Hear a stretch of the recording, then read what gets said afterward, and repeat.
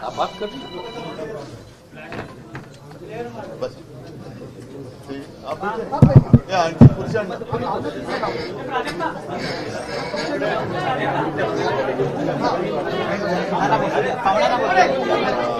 रवी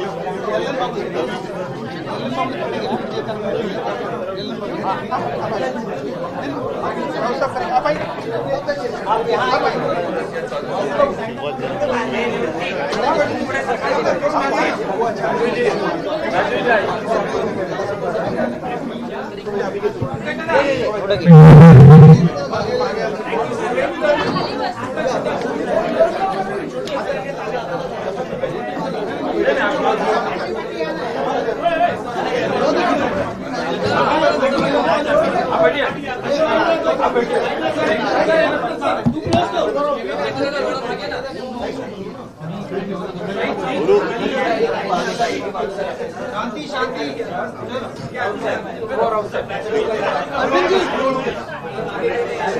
अरे जरा आवाज आवाज आवाज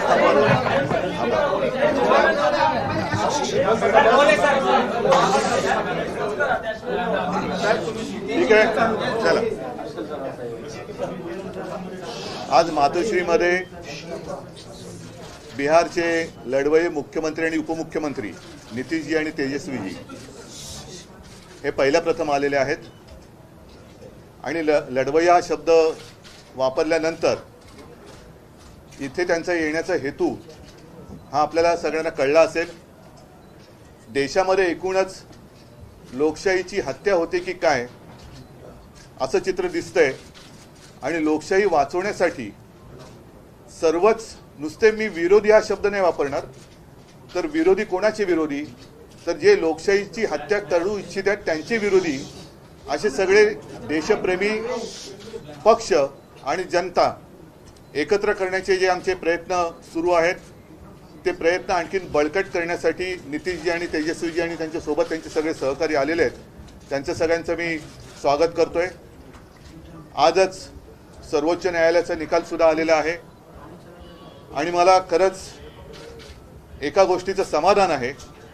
मी वारंवार असं म्हटलं होतं की सर्वोच्च न्यायालयाचा निकाल हा केवळ शिवसेनेच्या भवितव्याचा नसेल तर तो आपल्या देशातल्या लोकशाहीच्या बद्दल लोकशाही जिवंत राहणार की नाही याबद्दलचा असेल आणि माननीय सर्वोच्च न्यायालयाने आज जो निकाल दिलेला आहे त्याच्यामध्ये एकूणच सत्तेसाठी हपापलेल्या लोकांचं उघडं नागडं राजकारण हे त्यांनी त्याची पूर्णपणाने चिरफाड केलेली आहे। सगळ्यात महत्त्वाचं म्हणजे राज्यपाल महोदयांची जी भूमिका होती ती संशयास्पद आता त्या संशयास्पद म्हणायला सुद्धा काही अर्थ राहिलेला नाही ती सरळ सरळ अयोग्य होती आणि एकूणच राज्यपालांच्या भूमिकेचं सुद्धा वस्त्रहरण झालेलं आहे। मग ते दिल्लीच्या बाबतीत असेल इथल्या बाबतीत असेल आणि राज्यपाल ही यंत्रणा ही एक आतापर्यंत आदरयुक्त अशी यंत्रणा होती पण राज्यपाल यंत्रणेचे धिंडोडे ज्या पद्धतीने शासनकर्ते काढतायत ते बघितल्यानंतर आता याच्या पुढे राज्यपाल यंत्रणा ही अस्तित्वात ठेवावी की नाही, हा सुद्धा एक मोठा विचार मला असं वाटतं सर्वोच्च न्यायालयापुढे आपल्याला न्यायला पाहिजे. तूर्त सर्वोच्च न्यायालयाने जो निकाल दिलेला आहे त्याच्यामध्ये राज्यपालांना अधिवेशन बोलवण्याचा अधिकार नव्हता, त्यांनी बोलवण्याची गरज नव्हती वगैरे वगैरे सगळं आता आपण डिटेलमध्ये गेल्यानंतर कळेल. पण अपात्रतेचा निर्णय हा त्यांनी अध्यक्षांवरती जरी सोपवला असला तरी पक्षादेश हा त्यावेळेचा जो पक्ष म्हणजे माझी शिवसेना त्या शिवसेनेचाच राहील. आता अध्यक्ष महोदयांना सुद्धा ह्याच्यामध्ये वेळ न काढता लवकरात लवकर निर्णय घ्यावा याच्यासाठी आम्ही आता मागणी तर करूच. हा एक भाग झाला. लेकिन आज नीतीश जी और तेजस्वी जी आए हैं, मैं आपका स्वागत कर ही रहा हूँ. और लड़ाई तो आज शुरुआत हो गई है. मैंने जैसे अभी अभी आपको कहा, जब हम अंदर बात कर रहे थे तो एक ज्याला शुभ शकुन असं म्हणतो कि इतने दिनों से हमारी लड़ाई चल रही थी सर्वोच्च न्यायालय में, आज आप भी आ गए और वो निर्णय भी आ गया. इस देश में अब प्रजातंत्र उसकी रक्षा करना हमारा काम है. जैसे सर्वोच्च न्यायालय ने कहा कि अगर मैं रिजाइन नहीं करता, मैं इस्तीफा नहीं देता तो शायद वो मैं वापस मुख्यमंत्री बन जाता. मैं मेरे लिए नहीं लड़ रहा हूँ, मेरी लड़ाई जनता के लिए है, मेरे देश के लिए, मेरे राज्य के लिए है. और भले हम इसके पहले राजनीति में विवाद तो होते रहते हैं, लेकिन एक मत तो हमारा हो गया है कि इस देश को हमें बचाना है, संविधान को बचाया है. और इसलिए आप यहाँ आए हैं, हम मिलकर पूरे, आप तो पूरे देश में घूम रहे हैं, सबके घर जा रहे हैं, हम सब मिलकर ये जो अपने देश को फिर से एक बार गुलाम बनाना चाहते हैं उनको घर भेजेंगे. और मुझे पक्का भरोसा है पूरी जनता हमारा इंतजार कर रही है. राजीनामा देण्याची चूक झाली असं वाटतं का? नीतीश जी नहीं, तो आपने तो बात बता ही दिया है. हम सब लोग तो आए ही हुए हैं इनसे मिलने के लिए. बातचीत तो होती रहती थी, लेकिन ये तय था कि एक दिन हम लोग आएंगे. इन्होंने आज ही का समय दिया और आज जो इनका मामला था जिसके बारे में जानते ही हैं, इनके साथ जो अन्याय हुआ था, अब जिस तरह से जो फैसला आज आ गया तो बहुत अच्छा हुआ है. अब तो इन्होंने खुद ही बता ही दिया है. और किसी भी प्रकार से, एक तो आश्चर्य की बात है कि पार्टी के नाम को कैसे कोई बदल सकता है. तो इन सब चीज़ों को लेकर के तो हम लोग सब दिन तो अपनी बात अपना इनके साथ हम लोग रही है. लेकिन अभी जो हम लोग आए हुए हैं उसका मकसद इन्होंने बता दिया. हम लोग चाहते हैं कि पूरे देश में अधिक से अधिक पार्टियां एकजुट हों और मिल कर के हम लोग लड़ेंगे. तो आज जो केंद्र में हैं वो पूरे देश के लिए कोई काम नहीं कर रहे हैं और समझ लीजिए इतिहास बदल रहा है. इसलिए इन सब चीज़ों को देखते हुए अपने देश के हित में, और आज़ादी की लड़ाई हुई और किस तरह से देश आज़ाद हुआ है और कितना ज़्यादा काम होता रहा है पहले से. काम तो करते नहीं. अब आप सब लोग मीडिया के साथी, हम आपका नमन करते हैं. आपके हम खिलाफ नहीं कुछ बोल सकते, लेकिन हम जानते हैं ना कि आप लोगों के ऊपर भी किस तरह से किया है कब्जा. कि कोई बात तो थोड़ा बहुत आप कह दीजिएगा, लेकिन ज़्यादातर वो लोग अपनी तरफ से प्रचार करवा रहे हैं. काम क्या कर रहे हैं देश में बताइए? कहीं कोई काम हो रहा है? और अलग अलग राज्यों में दूसरे पार्टी के लोगों ने जो काम किया है उसके बारे में तो उतना चर्चा भी नहीं होता है. तो इसीलिए देश के हित में जरूरी है कि भाई देश आगे बढ़े और आपस में किसी तरह का विवाद नहीं होना चाहिए. कोशिश क्या हो रही है? समाज में एक तरह का विवाद पैदा हो, और ये नहीं होना चाहिए. सब में एकता, हिंदू मुस्लिम कोई भी जाति के हों, सब में कोई विवाद नहीं होना चाहिए, एकता रहनी चाहिए. तो हम लोग तो यही चाहते हैं कि ज़्यादा से ज़्यादा पार्टियां एक साथ मिल करके काम करेंगी. और इस बीच में बहुत लोगों से बातचीत हो गई है. आज तो इनसे ऐसे हमारी बातचीत हम लोगों की होती रहती है, आई ही है, आज भी बात करेंगे. अब इसके बाद ये तय होगा कि कब मीटिंग सब लोगों की होनी. तो अभी तो एक राउंड आप जानते ही हैं, पिछले महीने भी हम लोगों ने बातचीत किया और जिस तरह से बातचीत हुई है अनेक पार्टियों से, बहुत लोगों से बहुत अच्छी बातचीत हो गई है. अब उसके बाद आगे जो करना होगा वो हम लोग करेंगे. लेकिन अभी तो आए हैं, बस यही मकसद है इनका और हम लोगों का विचार तो एक ही है ना, भाई देश के हित में काम करेंगे. कोई तरह से जो हमारा पुराना इतिहास है देश का उसको बिल्कुल कायम रखेंगे। तो ये सब चीज़ों के लिए करेंगे। ये लोग तो अपना कर रहे हैं ना, इन लोग आज़ादी की लड़ाई से क्या मतलब था, जिनको कोई मतलब नहीं। अब वो सोच लीजिए कितना कोई काम हो रहा है, अपने अपने ढंग से नई नई चीज़ों का नामकरण कुछ भी होते रहता है। तो विचित्र बात है। तो इसीलिए ज़रूरत इस बात की है कि एकदम पूरे देश को एकजुट करना है और आगे बढ़ाना है। तो अगर सभी लोग एकजुट होकर के करेंगे और उनका जब मुकाबला होगा अगले साल के चुनाव में, लोकसभा के चुनाव में, तो खूब अच्छी तरह से सफलता इधर मिलेगी और फिर देश सही दिशा में आगे बढ़ जाएगा। सवाल जो है उसके दो पक्ष हैं। पहला पक्ष ये है, आपने कहा लड़ाई मैं अपने लिए नहीं लड़ रहा हूँ, मैं जनता के लिए लड़ रहा हूँ।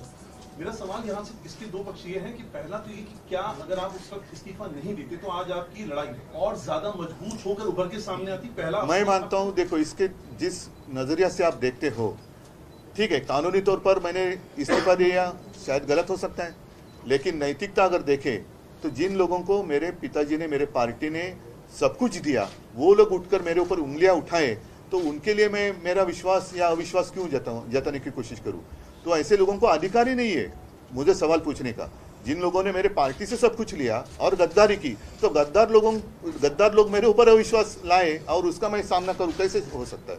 ये तो गद्दार लोग हैं। आज तो कोर्ट ने कहा, और मतलब कोर्ट ने गद्दार नहीं किया, लेकिन ये सारी बातें हैं। आज तो मतलब महाराष्ट्र में आप सरकार ही नहीं है। नैतिकता तो अभी जैसे मैंने नैतिकता का पालन किया, तो अगर इस मुख्यमंत्री में जरा भी कोई नैतिकता होगी तो मुख्यमंत्री उप मुख्यमंत्री ने इस्तीफा देना चाहिए, जैसे मैंने दिया। महाविकास आघाडीमध्ये सुद्धा जे सर्व प्रमुख नेते होते त्यांनी तुम्हाला म्हटलं होतं की राजीनामा देऊ नका, आपण फ्लोअर टेस्टला सामोरे जाऊ।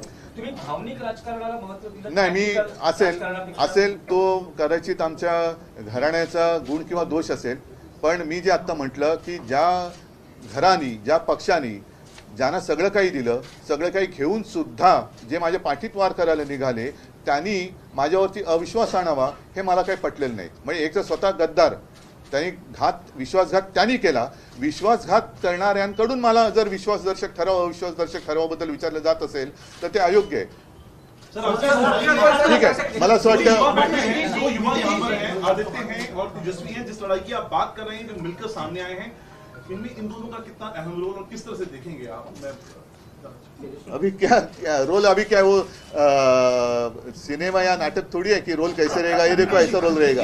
ये रोल तो जब ये हम लोग ऑपोजिशन यूनिटी की बात इकट्ठा आ रहे हैं, विपक्ष का चेहरा कौन बनेगा? आपकी कुछ कोशिश? ठीक है, चलो अभी तो हम इकट्ठा आ रहे हैं। देखिए, हम लोग सबको एकजुट करना चाहते हैं, लेकिन अपना कुछ नहीं करना चाहते हैं, ये जान लीजिए। हम तो सिर्फ चाहते हैं कि सब एकजुट हों, मिल करके सब लोग लड़ें और हम लोग मिल करके पूरा का पूरा सिद्धांत बना के चलें और देश को आगे बढ़ाएं।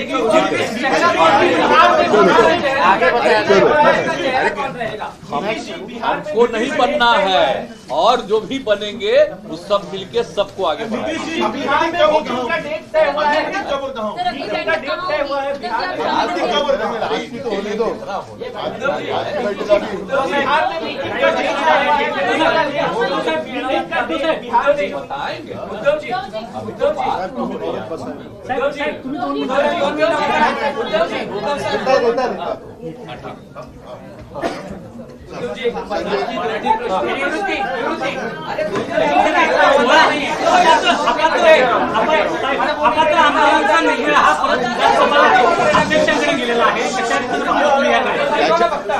ऐका ऐका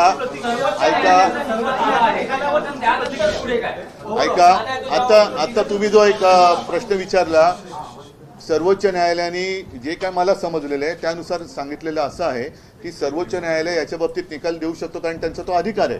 परंतु त्यांनी त्या संस्थेचा एक आदर राखण्यासाठी हा निकाल किंवा हा निर्णय घेण्याचा अधिकार अध्यक्षांकडे जरी दिलेला असला तरी व्हीप पक्षादेश हा तो त्यावेळेला जो पक्ष होता म्हणजे माझी शिवसेना, त्या पक्षाचा पक्षादेशच चालणार आहे।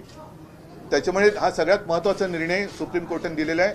त्याचबरोबरीने निवडणूक आयोगावरती सुद्धा ताशेरे मारलेले आहेत, राज्यपालांवरती ताशेरे ओढलेले आहेत। एकूणच हे चापकाचे फटकारे जर जे तिकडे खुर्चीत बसलेले आहेत ते निर्ढावलेले नसले तर त्यांना पुरेसे आहेत आणि त्यानुसार आता तरी त्यांनी सुधारण्याची आवश्यकता आहे. नाही उद्धवजी स्ट्रेट प्रश्न आहे की मुख्यमंत्र्यांनी विद्यमान मुख्यमंत्र्यांनी राजीनामा द्यावा नैतिकतेच्या आधारावर अशी तुमची ठोस माझी मागणी आहे. जसं मी तुम्हाला म्हटलं की मी एक नैतिकता मला असं वाटलं की ज्यांना सगळं काही देऊन सुद्धा हपापलेली लोक ही माझ्यावरती अविश्वास ठराव आणणार आणि त्यांच्या हपापलेपणानं मी पुरेसा पडू शकत नाही, कारण आणखीन काय देणार. तर अशा लोकांनी माझ्यावरती अविश्वास ठराव दाखवणं हे मला मंजूर नव्हतंच, ते मंजूर नाही, मी कदापि ते मान्य करणार नाही, म्हणून मी राजीनामा दिला. जसा मी एका क्षणाचाही विलंब न करता राजीनामा दिला, तसं एवढा आता सर्वोच्च न्यायालयाने फटके दिल्यानंतर जर थोडी तरी नैतिकता मुख्यमंत्र्यांच्या आणि उपमुख्यमंत्र्यांच्या अंगी शिल्लक असेल तर त्यांनी जसा मी राजीनामा दिला तसा राजीनामा द्यावा आणि निवडणुकीला सामोरे जावं. सुप्रीम कोर्टानं राज्यपालांना प्रचंड फटकारलेला आहे, कारण त्यांनी जे निर्णय घेतलेले आहेत ते अक्षर चुकीचं असलेलं म्हटलं आहे. त्याबद्दल हे राज्यपाल म्हणजे स्वतःच्या घरचा चाकर असल्यासारखं वापरण्याची जी पद्धत सुरू झालेली आहे, ती पद्धत बघितल्यानंतर राज्यपाल यंत्रणाच आता शिल्लक ठेवावी की नाही हा प्रश्न आता सर्वोच्च न्यायालयाला आम्हाला म्हणजे मला असं वाटतं विचारायला पाहिजे की हे असंच जर का, कारण प्रत्येकाचे काम असतं या सर्वोच्च न्यायालयाने केलं.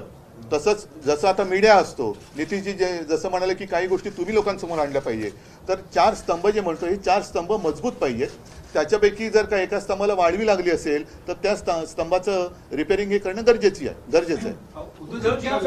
पण आता महत्वाचा मुद्दा हा आहे की राज्यपाल महोदय तेव्हाचे जे काय होते त्यांनी इकडे जे करायचं ते म्हणजे करायला नको ते करून गेले. आता गेल्यानंतर त्यांना सजा काय, कारण असं जर का होत राहिलं तर तेव्हाचे राज्यपाल 12 वाजून जातील आणि घरी जाऊन मग म्हणतील हे तो संत आदमी आहे, करायचं काय. नाही अजिबात नाही. अपात्रतेचा निर्णय हा त्यांना ठरवायचा आहे, पण जे मी समजले त्याच्याप्रमाणे त्यांनी फुटीरांचा व्हीप नामंजूर केलेला आहे सर्वोच्च न्यायालयाने, त्याच्यामुळे माझ्या शिवसेनेचाच व्हीप लागू होणार. यांच्यावरही कारवाई झाली पाहिजे असं तुमचं म्हणणं आहे का? बिलकुल आहे, कारण नाहीतर ही प्रथा आणि हा पायंडा पडेल की त्यावेळेला राज्यपाल म्हणजे नाही तर राज्यपाल काय, राज्यपाल ही संस्था म्हटल्यानंतर ती काय कॉम्प्युटर नाहीये. त्या व्यक्तीच्या जर का त्याच्या मर्जीप्रमाणे ती यंत्रणा चालायला लागली तर त्या व्यक्तीला किंवा काय जाब विचारला गेला पाहिजे, नाहीतर तो पायंडा पुढे पडेल. प्रत्येक राज्यपाल हेच म्हणतील की आम्हाला काय आमच्या काळात त्यांचे 12 वाजून जायचंय, निकाल येईपर्यंत आम्ही आमच्या घरी पोहोचलेलो असू. आयोगाने तुमचं चिन्ह काढलं, पण आज कोर्टाने असं म्हटलेलं आहे निकाल देताना की शिवसेना त्यावर कोणी दावा करू शकणार नाही, म्हणजे शिवसेना तुमच्याकडे राहील असं नक्कीच आहे. आणि आता चिन्ह आणि आमचं आर्ग्युमेंट हेच आहे की निवडणूक आयोगाचं काम हे निवडणूक आयोगाने त्यांच्या चौकटीत केलं पाहिजे. निवडणूक आयोग म्हणजे ब्रह्मदेव नाहीये, राज्यपाल म्हणजे ब्रह्मदेव तर अजिबातच नाहीये. त्यांना आता राज्यपाल मानायचे की नाही, ती संस्थाच ठेवायची की नाही, हाच आता एक विचार त्याची चर्चा झाली पाहिजे. पण निवडणूक आयोग हे निवडणुकीपुरतं मर्यादित असतं. मतांच्या टक्केवारीवरती एखाद्या पक्षाला मान्यता देणं, नोंदणी देणं आणि त्याला निवडणूक चिन्ह देणं हे त्यांचं काम असतं. नाव देणं, नाव काढणं हे त्यांचं काम नाही. आम्ही ते मानणार नाही, कारण शिवसेना हे नाव देताना निवडणूक आयोगाची परवानगी घेऊन बाळासाहेबांनी शिवसेनेची स्थापना केलेली नव्हती. त्याच्यामुळे कदापि शिवसेना हे नाव दुसऱ्याला आम्ही घेऊ देणार नाही. तो निवडणूक आयोगाचा घटनाबाह्य अधिकार आहे, कारण नाव धनुष्यबाण आणि हे त्या मतांच्या टक्केवारीवरती ठरवण्याचा अधिकार कदाचित किंवा निवडणूक आयोगाला आहे. जसं आता काही पक्षांची राष्ट्रीय पक्ष म्हणून मान्यता काढली ते तुम्ही मतांच्या टक्केवारीवरती नोंदणी करू शकाल, पण नाव नाही काढू शकत. नाही असं आहे की उद्या मी निवडणूक आयुक्तांचंच नाव बदलून वेगळं काय केलं तर काय होईल, तर त्याच्यामुळे ते माझं शिवसेना नाव नाही काढू शकत नाही आणि आम्ही काढू देणार नाही. आम्ही शिवसेना म्हणूनच राहणार.